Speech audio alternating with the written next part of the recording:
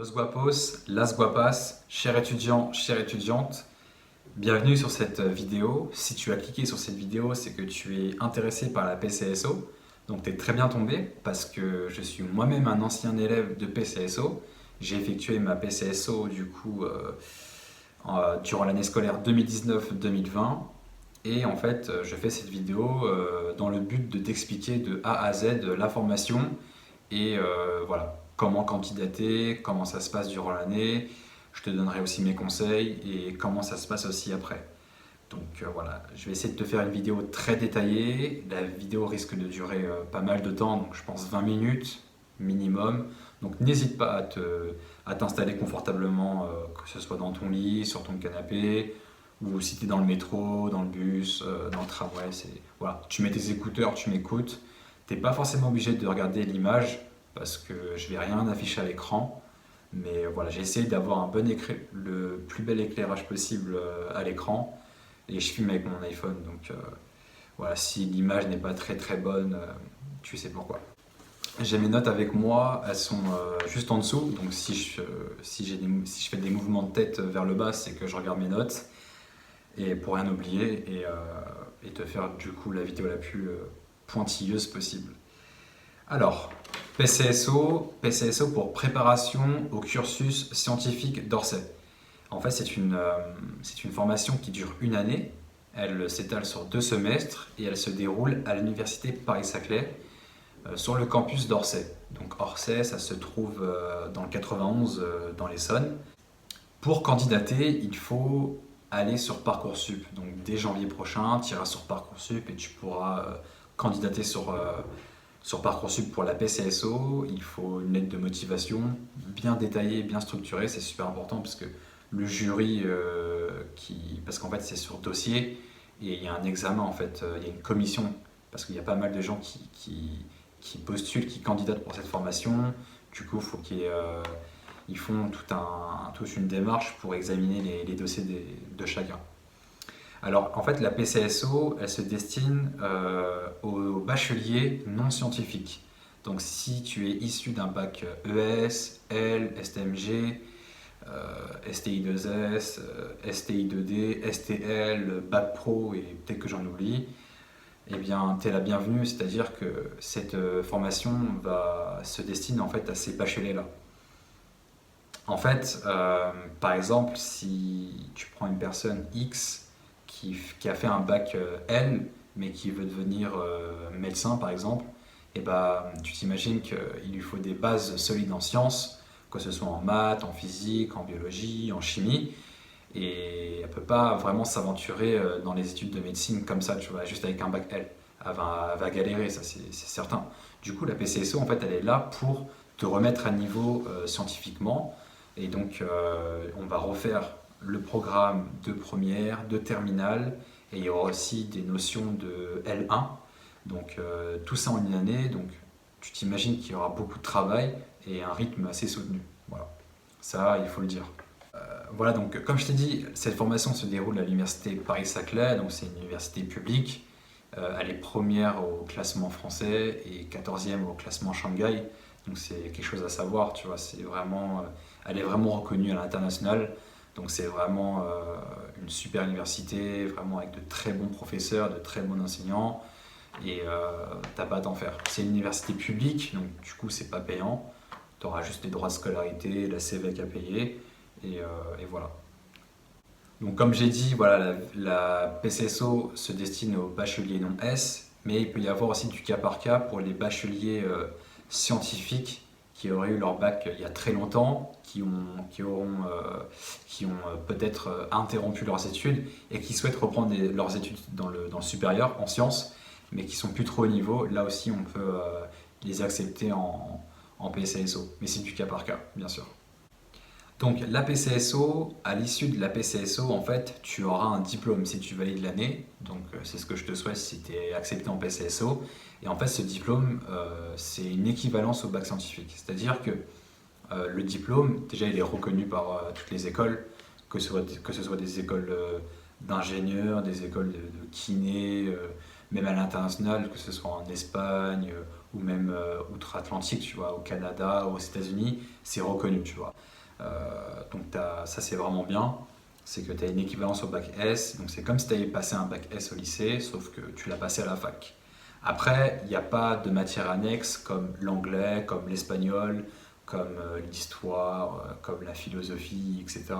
Là, ce sera vraiment que des sciences, donc tu auras de la chimie, notamment de la chimie générale et de la chimie organique. Tu auras aussi des mathématiques avec de la géométrie, donc tu auras de la trigonométrie, tu auras aussi de l'analyse. En physique, tu étudieras la radioactivité, la mécanique, l'électromagnétisme, les ondes, l'optique et l'électricité. Ensuite, ce qu'il faut savoir, c'est qu'en PCSO, tu as deux parcours. En tout cas, c'était comme ça que ça s'est passé durant mon année. C'est que tu as deux parcours à choisir. Tu choisis l'un ou l'autre. Tu as le parcours SV, donc le parcours sciences de la vie, c'est de la biologie, et tu as le parcours MCP. Moi, perso, j'ai fait le parcours biologie. Alors, en parcours biologie, tu vas faire de la biologie cellulaire, tu vas faire de la biochimie, tu vas faire de la virologie, tu vas faire de l'immunologie, de la génétique, de la biologie animale et de la biologie végétale. C'est très complet. Si tu désires faire des études en biologie, en médecine, etc., c'est vraiment très très complet. Ensuite, en parcours MCP, tu auras aussi, en parcours MCP, tu auras des maths, tu auras de la physique et de la chimie. Mais vraiment, tu vas vraiment approfondir ces sciences-là. Et ce parcours-là est plus destiné à celles et ceux qui désirent faire des études de physique ou alors des études d'ingénierie. Voilà. Au total, il y a 120 étudiants à peu près. Donc 120 étudiants répartis dans 4 groupes. Donc ça fait 30 élèves par groupe en classe TD, en cours TD. Et si c'est des cours théoriques, ce sera des classes de 60. Donc on va fusionner deux groupes. Il y a aussi des cours en amphithéâtre. Il y a très peu de cours en amphi, mais il y en a quand même. C'est souvent des cours d'introduction, que ce soit en chimie ou en biologie. Et voilà. Ce que j'ai pas dit, c'est qu'en parcours biologique, tu auras aussi des probabilités pour préparer les élèves qui vont rentrer en passe. En passe, tu fais des probabilités, donc aussi dans le parcours biologique, tu vas en faire. Voilà, j'avais oublié de dire ça. Maintenant, je vais te parler de l'emploi du temps. Donc l'emploi du temps est assez chargé, tu le doutes bien parce que tu dois faire le programme de première, de terminale en une année, et aussi tu as des notions de L1. Donc tu t'imagines qu'il va falloir vraiment charbonner dur. Et donc du coup, il y a à peu près 24 heures d'enseignement. Donc ça fait à peu près du 9h, on va dire 9h 16h30, 9h 17h30. Voilà.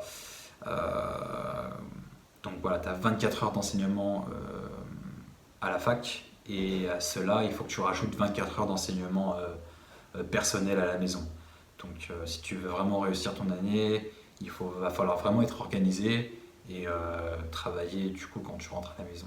Donc aussi, ce qu'il faut savoir, c'est qu'il y a du tutorat, donc il y a des cours de tutorat dispensés par des élèves de L2, L3 en mathématiques et en physique. Donc au départ, c'est pas obligatoire, mais après les premiers examens, euh, si tu as des mauvais résultats, que ce soit en physique ou en mathématiques, on va t'obliger à assister à ces cours-là, à ces cours de tutorat, pour remonter tes moyennes et remonter ton niveau dans les cours. Donc ça, c'est plutôt pas mal, franchement, c'est cool. Et voilà. Alors la particularité de cette formation, c'est qu'il y a beaucoup d'examens, et en fait, il y a des examens toutes les semaines. Donc nous, on avait examen tous les vendredis après-midi. Et vraiment, vraiment tous les vendredis. C'est-à-dire que le premier vendredi, par exemple, il y aura un vendredi par exemple avec un examen de physique, un autre vendredi la semaine suivante avec un examen de chimie, la semaine suivante biologie, la semaine suivante mathématiques. Donc c'est vraiment tous les vendredis après-midi où tu auras des contrôles. Généralement, ils durent 2 heures, tu vois. C'est 1h30, 2 heures, grand maximum. Parfois 3 heures pour la biologie, mais c'est rare. Mais c'est souvent des contrôles de 2 heures. Euh, voilà. Donc ça, c'est bon à savoir. Donc, comment dire, tu te doutes bien qu'il va falloir vraiment être organisé, je le répète, parce que tu dois suivre les cours de la semaine, mais tu dois aussi en parallèle préparer l'examen du vendredi qui arrive. Donc du coup, il faut jongler sur deux choses. C'est pas évident au départ, moi j'ai un peu galéré au départ, mais après on s'y fait, dès que tu as le rythme, dès que t'as le truc, c'est bon, ça roule tout seul, t'inquiète. Maintenant je vais te parler des enseignants, donc du coup l'enseignement est dispensé par des enseignants-chercheurs. Donc ça c'est vraiment cool, c'est vraiment bien parce que les enseignants qui te font cours, bah, ils sont chercheurs à côté, ils sont très savants dans leur matière et ils savent de quoi ils parlent. Donc ils sont vraiment doués dans leur domaine et ils aiment ce qu'ils font. Et ils sont très disponibles, vraiment, ça c'est vraiment bien, très disponibles. Ils sont très avenants. T'es vraiment pas livré à toi-même, t'es vraiment encadré. C'est comme si t'étais au lycée en vrai, mais à la fac.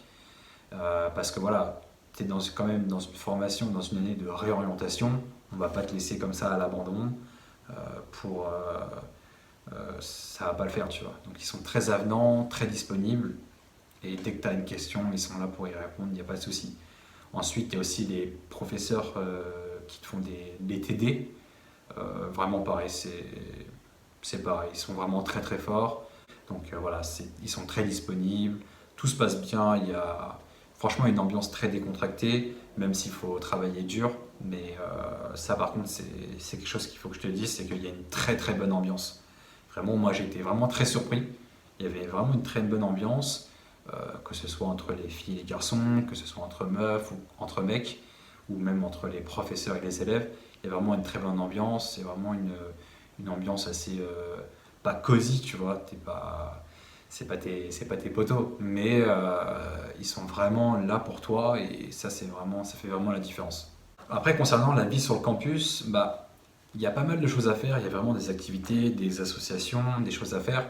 Mais comme tu es dans une année PCSO, où là tu es vraiment en prépa, tu es vraiment en remise à niveau, où tu dois vraiment être focus sur le travail, bah tu peux pas trop te permettre de faire des activités à côté, tu vois. Moi j'avais essayé, mais ça n'a pas trop marché. Donc voilà, on va dire c'est soit l'un, soit l'autre. Donc après, si tu es vraiment doué, si tu es vraiment organisé et que tu gères le truc, tu peux bien sûr faire des choses sur le campus, mais en pratique, c'est un peu chaud. Vaut mieux tout miser sur les études et sur ton année, tu vois. Parce que si tu foires l'année, on va dire ça comme ça, si tu rates l'année, si tu n'as pas le diplôme, en fait, tu peux pas redoubler, tu peux pas le repasser. Donc si tu l'as pas, bah, tu l'auras pas, et si tu l'as, bah, c'est cool. Donc comme je t'ai dit, ça fonctionne un peu comme le lycée, tu as des conseils de classe, donc tu en as un par semestre, et voilà, avec un conseil de classe, avec des bulletins aussi. Et, et voilà.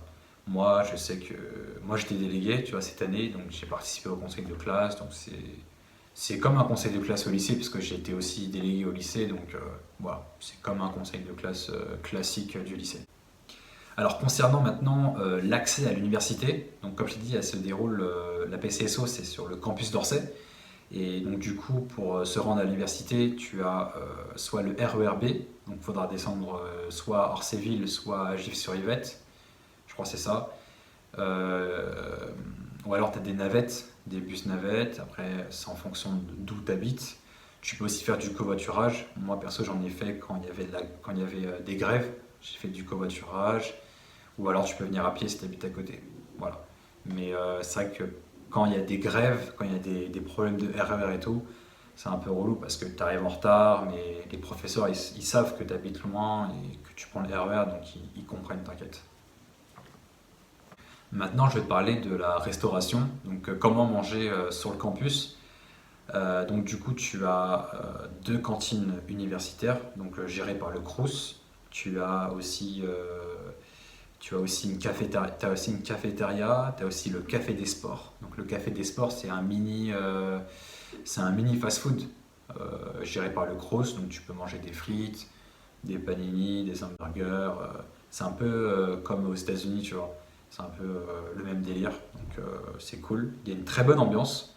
C'est souvent les élèves de STAPS qui vont manger là-bas parce que c'est à côté de leur UFR. Et nous, on allait manger là-bas tous les lundis avec mes potos que je salue. Si toutefois ils regardent la vidéo, donc Baptiste, Ludo, Hugo, Martin, Alexandre S et Alexandre Che. Big up à vous les gars. Et voilà, on mangeait là-bas tous les lundis. Après, on mangeait à la cantine le reste de la semaine. Voilà. Après la cantine, voilà, on aime ou on n'aime pas. Moi perso, j'ai mangé un temps là-bas. Après, j'ai arrêté parce que ça me plaisait pas trop. Je trouvais qu'on mangeait pas trop bien. Donc, j'ai ramené mes tupperwares et je mangeais de la nourriture que je préparais à la maison, tu vois. Donc après, c'est selon toi. Euh, voilà, ça c'est des choses à savoir et tranquille.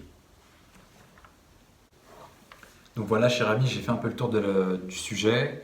Maintenant, je vais te parler un peu des difficultés que j'ai rencontrées voilà, pour que tu saches un peu les difficultés que tu pourras rencontrer durant cette année-là. Moi, perso, j'ai eu du mal en mathématiques, en analyse et en physique. Vraiment, c'était les matières où j'avais vraiment du mal parce que là, il va falloir que tu maîtrises pas mal de calculs.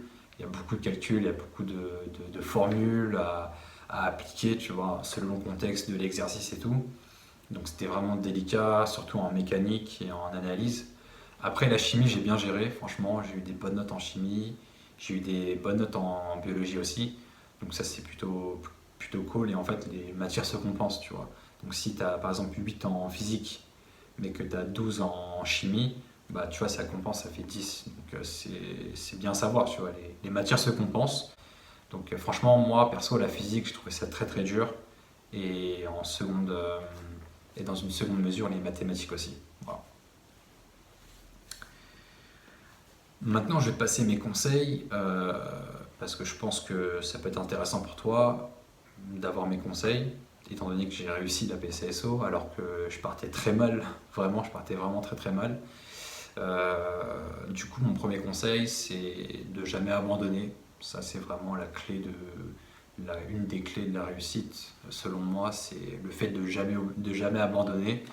Vraiment, même quand tu t'y arrives pas, même quand tu tapes des mauvaises notes au départ, si tu te décourages et que tu abandonnes dès le premier obstacle, bah tu vas pas réussir, tu vois, et c'est un peu chiant.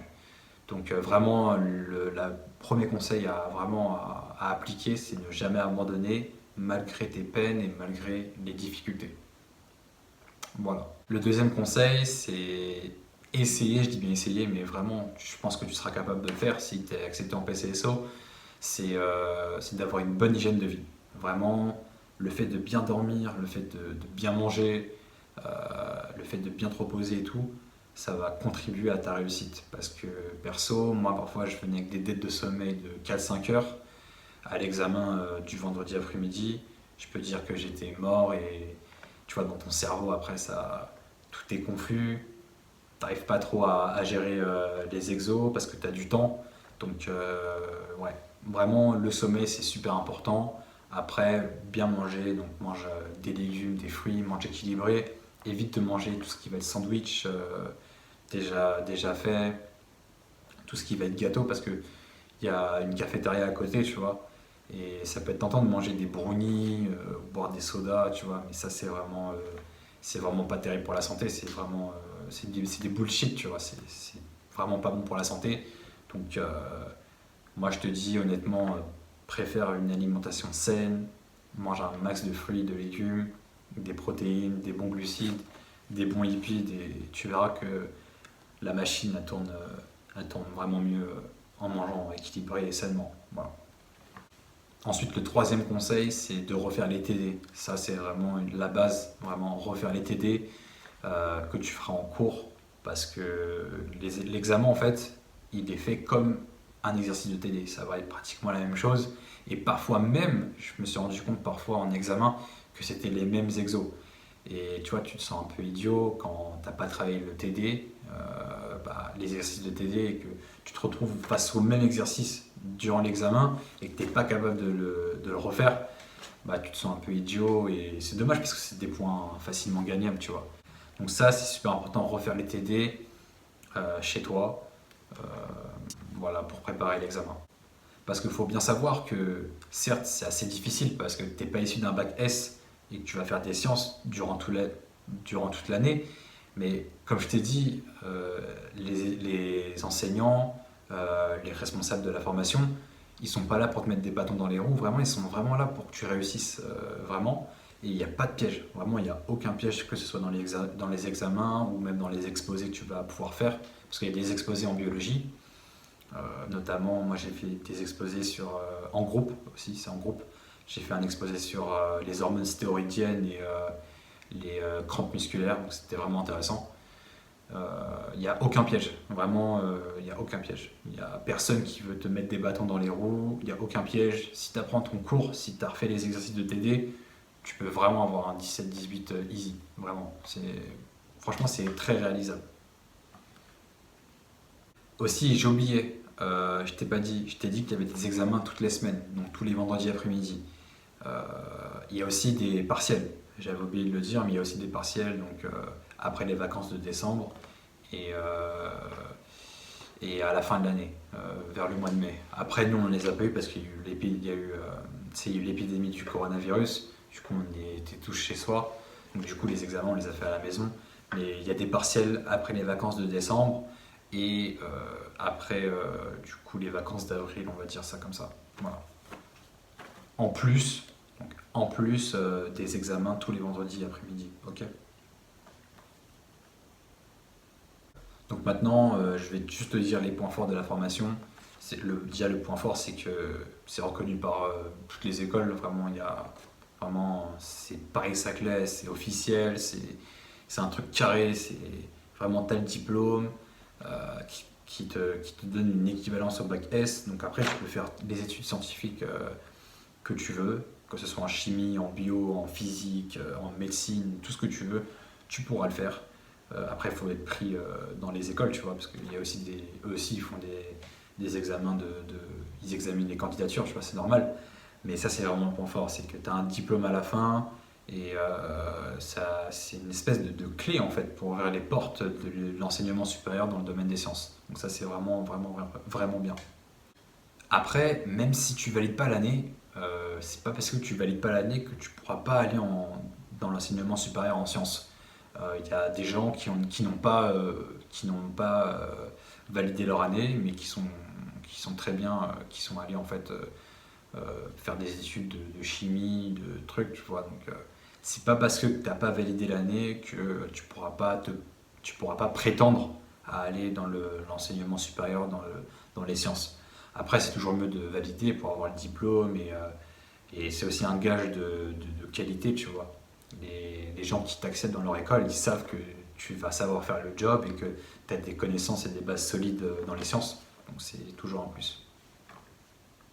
Voilà. Après, les deux choses, on va dire, négatives de la formation, c'est qu'il n'y a pas de vacances à la Toussaint. Donc je ne sais pas si ça va changer entre-temps, mais je sais que nous, on n'avait pas de vacances à la Toussaint, donc c'était vraiment dur, parce que tu commences début septembre, et tes premières vacances, elles sont que vers mi-décembre, voire fin décembre, donc c'est un peu chaud, parce qu'il faut vraiment assumer les cours et les examens. Et aussi, un autre point négatif, c'est qu'il y a très peu de pratiques. J'ai trouvé, moi perso, qu'il y avait très peu de travaux pratiques, donc c'est un peu dommage, tout en sachant que c'est une formation de réorientation, donc ça ne te permet pas trop de te faire une idée des métiers, de ce que tu pourrais faire en labo, en biologie, ou en chimie, ou dans d'autres matières. C'est un peu dommage, mais après, ça peut se comprendre, parce qu'il y a un timing à respecter, on ne peut pas tout faire, donc un an, il faut vraiment condenser les enseignements, donc ça peut se comprendre. Mais après, voilà, tu fais quand même quelques TP, c'était vraiment stylé, surtout en génétique, et en biologie, je crois que c'était la biologie cellulaire, donc c'était vraiment pas mal, mais ils sont vraiment peu nombreux, donc c'est un peu dommage. Après, c'est peut-être parce que je suis un peu chiant aussi. Voilà. Aussi, ce que je n'ai pas dit, c'est que si tu n'habites pas en France et que tu désires quand même faire la PCSO, c'est totalement réalisable. Je sais qu'il y avait une meuf dans ma classe qui venait de Belgique. Donc voilà, elle avait du coup un baccalauréat étranger, parce qu'elle n'avait pas un baccalauréat, je vais y arriver, français, mais elle a quand même pu intégrer la PCSO et voilà. Donc voilà, même si tu habites hors de l'île de France, tu habites, je sais pas moi, dans le sud de la France, ou dans le nord, ou à l'est, ou à l'ouest, tu peux bien sûr venir faire la PCSO, il n'y a pas de souci. Et il y avait pas mal de gens qui venaient de droite à gauche de l'Hexagone. Et c'était stylé parce que tu rencontrais des gens de différents lieux en fait. Voilà. Voilà, cher ami, j'ai fait le tour de la vidéo. J'espère qu'elle t'aura plu, j'espère qu'elle te sera utile, j'espère avoir été clair dans mes propos, avoir été le plus pointilleux et avoir fait la vidéo la plus détaillée possible. Si toutefois tu as encore des questions, bah, n'hésite pas à me contacter, que ce soit en commentaire, que ce soit sur mon compte Instagram, mon compte Snapchat, ou alors sur ma boîte mail, c'est comme tu veux. Et de toute façon, je te mettrai tous les liens utiles dans la barre info. Et voilà, donc force à toi. Et comme je te dis, n'abandonne pas dans tes projets. Si toutefois tu candidates pour la PCSO, mais que tu n'es pas pris, retente le coup l'année suivante. Tu vois, il y a des gens qui n'ont pas été pris la première année, enfin la première année où ils ont candidaté, et ils ont été pris quelques années plus tard parce qu'ils ont reformulé une candidature. Parce qu'il y a pas mal de monde qui candidate en fait à cette formation.